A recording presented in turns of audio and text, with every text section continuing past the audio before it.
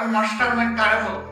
এরা সবাই এক একজন মাস্টার মাইন্ড ছিল। 5 তারিখ যখন আমরা প্রেসিডেন্ট হাউসে গিয়েছিলাম, এক বড় দলের বড় নেতা আমাকে বললেন, কি হলো ভাই? আমি আপনি বলেন, দিস ইজ মিরাকল। এখানে কোনো রাজনৈতিক দলের কোনো কৃতিত্ব নাই। বললাম যথার্থ, তাইলে কৃতিত্বটা কার? বললেন আল্লাহ তাআলা। কিন্তু আমি পরে দেখি যে তারাই বলতে শুরু করলেন, অমুক হলো এই আন্দোলনের মাস্টার মাইন্ড।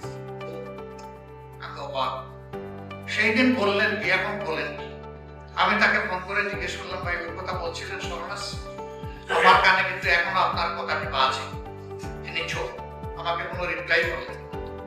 এই দিনগুলাতে আনাস তার মাকে বাবাকে চিঠি লিখেছে, ফাইয়াজ তার মাকে মেসেজ দিয়েছে, ওই জাকির ইব্রাহিম তার মাকে বলেছে, মা আমার মাথায় একটা হেলমেট পরে যেতে, আমি আন্দোলনে যাব।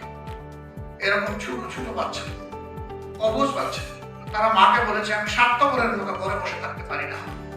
জাতির আজাদের জন্য আমার বড় ভাইয়েরা, সহপাঠীরা, এমনকি অনুজরা যেখানে রাস্তায় নেমে গিয়েছে, আমি স্বার্থপর হয়ে, কাপুরুষ হয়ে, তোমার ওই সন্তান হয়ে আমি বাঁচতে চাই। উত্তরার রাস্তায় দেখেছেন আপনারা, এখনো রিলটা বাসে। ছোট্ট একটা ছেলে, ধারণা করে 6-7 বছর বয়স, তাকে সবাইকে বলতেছে, তুমি চলে যাও। কেন চলে যাও? তুমি কেন এখানে থাকো? আমি আন্দোলন করতে আসছি। তুমি আন্দোলন করতে আসো, যদি গুলি এসে তোমাকে শেষ করে দেয়, আমি শহীদ হয়ে যাবো। তোমার মা বাপ কাঁদবে না? না, আমি আমার মা বাপকে বলে এসেছি, আমি মারা গেলে দূর করে না, আমাকে ক্ষমা করে দিন। এই 6-7 বছর আমি মাস্টার মাইন্ড কারে বলবো? এরা সবাই এক একজন মাস্টার মাইন্ড ছিল। এই জন্য এই আন্দোলনের কোনো একক মাস্টার মাইন্ড নাই।